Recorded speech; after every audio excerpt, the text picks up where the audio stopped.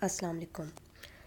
مسلم psychology میں آج ہم پڑھیں گے شارٹ کویسچنز اور آنسرز جو کہ میں نے تیار کیے ہیں بہاؤالدین زکریا یونیورسٹی کے پاسٹ پیپرز، جن میں ریپیٹیڈلی کویسچنز آئے ہیں اور وہ بھی جو ریپیٹ نہیں ہوئے، سب کے سب جو ہیں وہ میں نے اس ویڈیو میں جو ہے وہ دینے کی کوشش کی ہے۔ تو پلیز آئیے اسٹارٹ کرتے ہیں۔ پہلا سوال ہے، توحید کی تعریف کیجیے۔ جواب: توحید و رسالت اسلام کا پہلا رکن ہے۔ توحید سے مراد ہے اللہ تعالیٰ ساری کائنات کا خالق و مالک ہے، اس کا کوئی شریک نہیں اور نہ ہی کوئی چیز اس کے علم سے باہر ہے۔ آیت کا ترجمہ ہے، بے شک اللہ ہر چیز پر قادر ہے، یعنی کوئی چیز اس کی قدرت سے باہر نہیں۔ توحید کے معنی: توحید عربی زبان کا لفظ ہے جس کا مادہ واو ہے دال ہے، جس کے معنی ایک، اکیلا اور یکتا کے ہیں۔ توحید کی تعریف: عقیدہ توحید یہ ہے کہ اللہ تعالیٰ کو ذات کے اعتبار سے ایک ماننا اور صفات میں اس جیسا کسی کو نہ ماننا۔ عقیدہ توحید کی اقسام: عقیدہ توحید یہی ہے کہ اللہ کو ذات و صفات میں وحدہ لا شریک تسلیم کیا جائے، لیکن علماء نے توحید کے مفہوم کو سمجھانے کے لیے چند اقسام میں تقسیم کر کے واضح کیا ہے۔ نمبر 1، ذات میں توحید۔ نمبر 2، صفات میں توحید۔ نمبر 3، افعال میں توحید۔ نمبر 4، عبادت میں توحید۔ اور نمبر 5، احکامات میں توحید۔ پوری کائنات میں ایک زبردست نظم و ضبط ہے جو انسانی عقل کو بار بار متوجہ کرتا ہے کہ اس پوری کائنات کی خالق اور حاکم ذات ایک ہی ہے، جس کے حکم کے تحت ہر چیز چل رہی ہے اور جس میں کوئی نقص نہیں ہے۔ سوال نمبر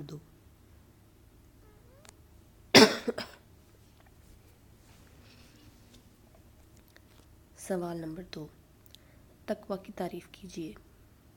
جواب: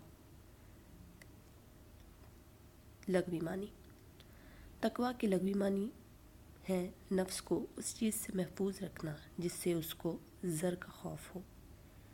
اصطلاح شریعت میں اس کے معنی انسان کا ان کاموں سے بچنا ہے جو اس کے لیے آخرت میں غضب خداوندی کا باعث ہوں۔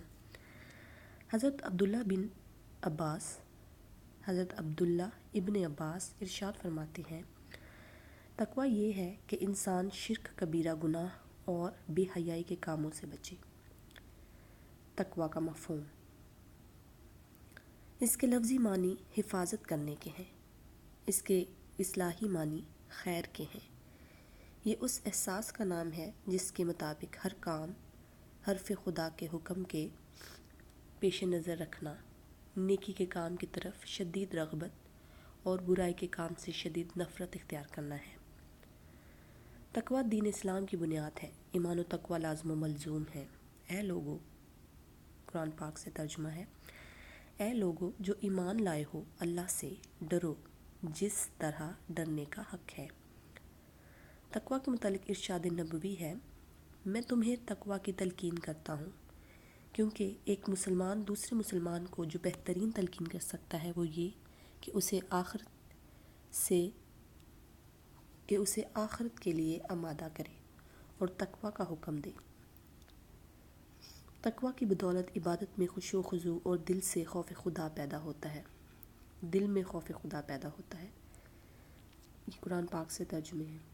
تقویٰ کی بدولت انسان حقوق و فرائض سے آگاہ ہوتا ہے اور حلال و حرام میں تمیز پیدا ہوتی ہے۔ جان لو کہ بے شک اللہ متقی لوگوں کے ساتھ ہے۔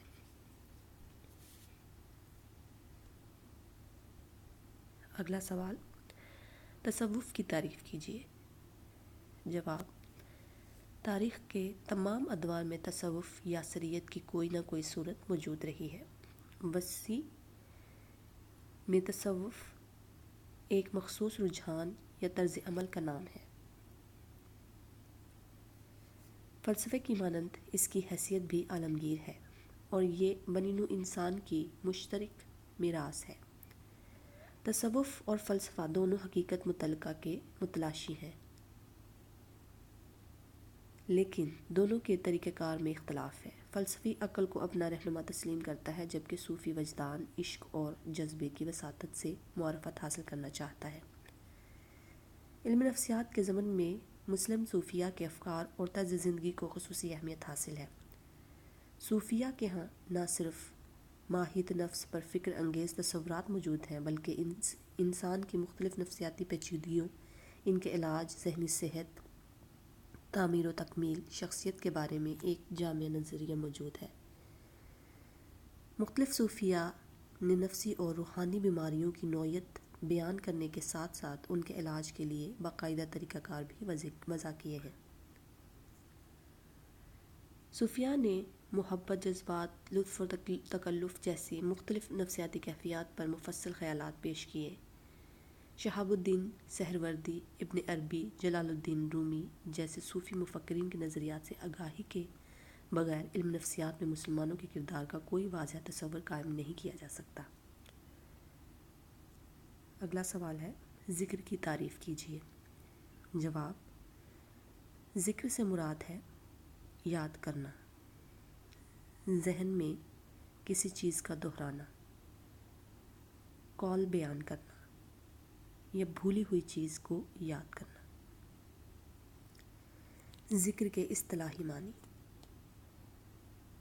شرعی اصطلاح میں ذکر سے مراد ہے خدا کو یاد کرنا، اس کو پکارنا، اس کی تعریف کرنا ذکر کہلاتا ہے۔ مختصر یہ کہ ذکر کثرت عشق محبت کے چراغ کو روشن کرتی ہے، اور محبت ہی وہ چیز ہے جو سچے عاشق کو محبوب کامل اور مطیع بنا دیتی ہے۔ ذکر کی فضیلت قرآن کی روح سے۔ قرآن مجید میں ذکر کی بڑی فضیلت بیان کی ہے۔ مندرجہ ذیل آیات سے یہ ظاہر ہوتا ہے۔ پہلی آیت، اے ایمان والو اللہ کو کثرت سے یاد کرو۔ مومنوں کی صفات میں بھی بیان کیا گیا ہے کہ وہ اللہ کو کثرت سے یاد کرتے ہیں۔ نمبر 2، مومن وہ ہیں جو کھڑے، بیٹھے اور لیٹے ہوئے اللہ کو یاد کرتے ہیں۔ نمبر 3، حضرت ابو عباس فرماتے ہیں کہ رسول اللہ صلی اللہ علیہ وسلم نے فرمایا ہے کہ جنت کے 8 دروازے ہیں، جس میں سے ایک ذاکرین کا ہے۔ حضرت ابن عمر رضی اللہ تعالیٰ عنہ سے روایت ہے کہ رسول اللہ صلی اللہ علیہ وسلم نے فرمایا کہ اللہ کے عذاب سے نجات دینے والی چیز ذکر کے علاوہ اور کوئی نہیں ہے۔ اگلا سوال ہے، زکوٰۃ کے معنی کیا ہیں؟ لغوی معنی۔ زکوٰۃ کے معنی ہے پاک ہونا، بڑھنا اور نشو و نما پانا۔ اصطلاحی مفہوم ہے، زکوٰۃ ارکان اسلام کا ایک رکن ہے۔ اسلام میں زکوٰۃ اس صدقہ کا نام ہے جو ہر صاحب نصاب آدمی اور ہر ایک معین اور مقرر حساب سے قانونی طور پر فرض ہے، جس کے بغیر اس کا دین اور ایمان معتبر نہیں۔ زکوٰۃ کی اہمیت۔ قرآن مجید میں زکوٰۃ کے لیے صدقہ، انفاق فی سبیل اللہ اور لفظ زکوٰۃ بار بار استعمال ہوا ہے کہ نماز کے بعد جس چیز پر سب سے زیادہ زور دیا گیا ہے وہ زکوٰۃ کا حکم ہے۔ قرآن مجید میں اکثر مقامات پر زکوٰۃ کا حکم، نماز قائم کرو اور زکوٰۃ دو۔ دین اسلام کو 2 حصوں میں تقسیم کیا گیا ہے، حقوق اللہ، حقوق العباد۔ نماز کا تعلق حقوق اللہ سے ہے اور زکوٰۃ کا تعلق حقوق العباد سے، لہٰذا قرآن نے دونوں کا تذکرہ ایک ہی جگہ کیا ہے۔ نماز ادا کرنے والا فرد اور زکوٰۃ ادا کرنے والا حقوق اللہ اور حقوق العباد دونوں کو ادا کرے، گویا پورے دین پر عمل پیرا ہو، کیونکہ خدا سے بندگی کا تعلق استوار رکھنا اور بندوں کے حقوق ادا کرنا ہی کل دین اسلام ہے۔ اگلا سوال ہے، اقبال کے نظریہ خودی کی تعریف کیجیے۔ جواب، اقبال کی تمام فکر کا محور خودی یا ذات کا تصور ہے۔ تمام کائنات میں انانیت کا ایک ارتقائی اور صعودی تعلق نظر آتا ہے۔ اقبال کے نظریے کے مطابق اس انانیت کا شعور سب سے پہلے اپنی ذات میں ہوتا ہے، پھر معروضی یعنی خارجی فطرت میں جو ہماری آنکھوں کے سامنے ہے، اس کے بعد اس کا شعور ذات باری تعالیٰ میں ہوتا ہے جو تمام حیات کے اصول نہانی کی حیثیت رکھتا ہے۔ اقبال کے نزدیک تمام حقیقت کا محور انائیت ہے۔ انسان کی زندگی کا محور و مرکز اس کی شخصیت خودی یا انا ہے۔ اقبال کے نزدیک مقصد حیات اسی انا کی توسیع، خودی کی رفعت، انفرادیت کی تکمیل اور شخصیت کے استحکام سے وابستہ ہے۔ خودی شعور کا وہ روشن نقطہ ہے جو فطرت انسانی کی منتشر اور غیر محدود کیفیتوں کو متحرک اور منظم کرتا ہے، اس کا قلب ہے۔ اقبال کے تصور خودی کا ماخذ فکر قرآن ہے۔ قرآن انسان کی انفرادیت اور یکتائی پر زور دیتا ہے۔ اسی طرح حدیث نبوی صلی اللہ علیہ وسلم ہے، جس نے اپنے نفس کو پہچانا بے شک اس نے اپنے خدا کو پہچانا۔ خدا کی معرفت نفس کی معرفت پر موقوف ہے، اور اس سے مراد وہی نفس ہے جسے اقبال خودی کا نام دیتا ہے۔ اگلا سوال، توبہ کی تعریف کیجیے۔ جواب، عربی زبان میں توبہ کے معنی رجوع کرنا، لوٹنا اور دوسروں سے قرب کی طرف آنا ہے۔ یہ لفظ قرآن نے بندے کے لیے بھی استعمال کیا ہے اور اللہ کے لیے بھی۔ بندے کی توبہ یہ ہے کہ وہ ندامت کے ساتھ اپنے رب کی طرف رجوع کرے، اور اللہ تعالیٰ کی توبہ یہ ہے کہ وہ رحمت کے ساتھ اپنے بندے کی شرمساری کو قبول فرمائے۔ دنیا میں جتنے بھی مذہب ہیں اس میں انسان کو پیدائشی گناہ گار ٹھہرایا گیا ہے۔ ان کے نزدیک یہ بات بالکل اٹل ہے کہ انسان کو اس کے ہر گناہ کی سزا دی جائے گی۔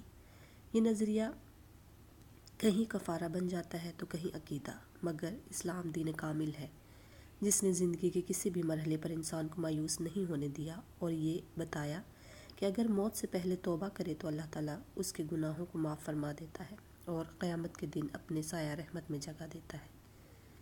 یہی نہیں، توبہ کو اپنا پسندیدہ عمل قرار دیتا ہے، لہٰذا اسے عبادت میں شمار کرتا ہے اور یقین دلاتا ہے کہ توبہ سے تمہارے گناہ معاف ہوں گے اور تمہارے نامہ اعمال میں نیکیاں بھی لکھی جائیں گی۔ توبہ کے مقامات۔ خواجہ معین الدین چشتی فرماتے ہیں کہ توبہ کے چند مقامات ہیں: جاہلوں سے دور رہنا، باطل کو ترک کرنا، منکروں سے روگردانی کرنا، محبوب سے محبت کرنا، خیرات کرنا۔